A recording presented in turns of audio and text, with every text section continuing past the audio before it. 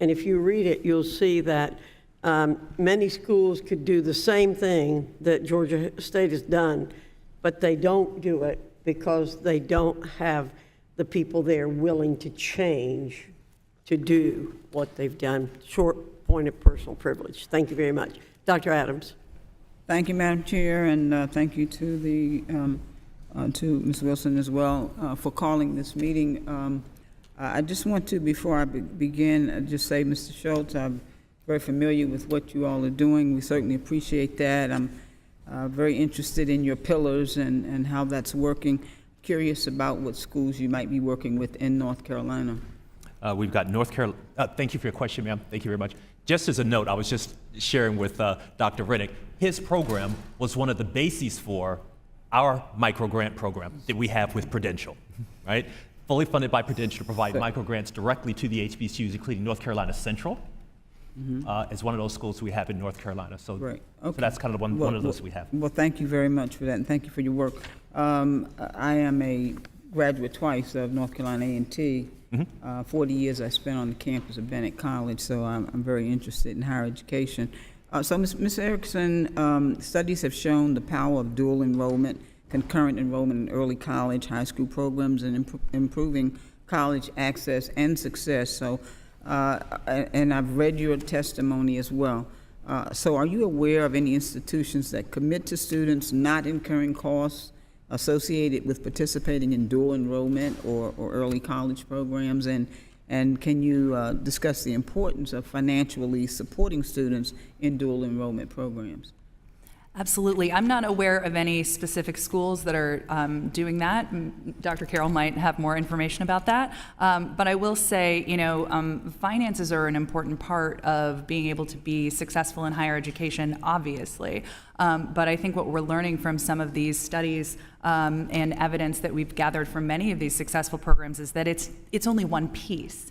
You also need to create cohorts so that students have a sense of belonging. You also need to help them navigate, oftentimes, what it means to structure a course load that will get them to the right place at the right time. As we've talked about, about half of students are first-generation college students, and they might not have access to the kind of social capital to know how to navigate these complex decisions. And so I think we should absolutely focus on the dual enrollment piece and really speeding up the time in college to whatever extent we can in the way that Dr. Carroll talked about, which is really focused on learning.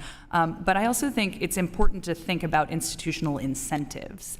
And what we've done so far in higher education is essentially incentivize institutions to enroll students and then had really no incentives whatsoever for them to actually make sure they succeeded. And I think it's really important that this Congress has authorized the post-secondary success grants that is now really thinking about how do we get more schools to do what Georgia State is doing and say, I'm not just going to get paid when I get that butt in the seat. I'm going to get paid when that person gets out, is successful, is able to get a job and pay back their loans. And we know there a lot of the institutions that are doing the yeoman's work of educating underserved students don't have the money or resources to just put that outlay out there. And so I think, the College Completion Fund is a really big step in that direction. Thank you. So let me ask, what role do you see four-year colleges and universities, especially in partnership with community colleges and other providers, in promoting solutions in terms of driving innovation in higher education?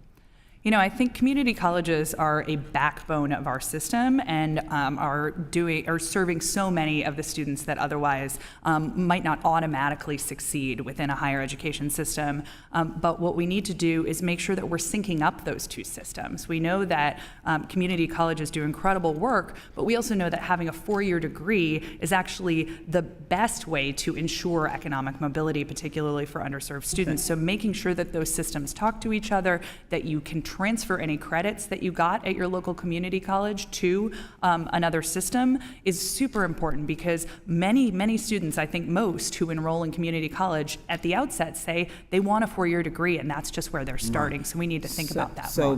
Thank you very much. And before I run out of time, I just want to, I certainly appreciate all of the information regarding the innovation and and the private programs, but also believe that the government has a responsibility as well in terms of educating our youth. And I appreciate all of the other resources that are available, but they should not take precedence. I think government has a role there. So thank you very much, Madam Chair. I yield back.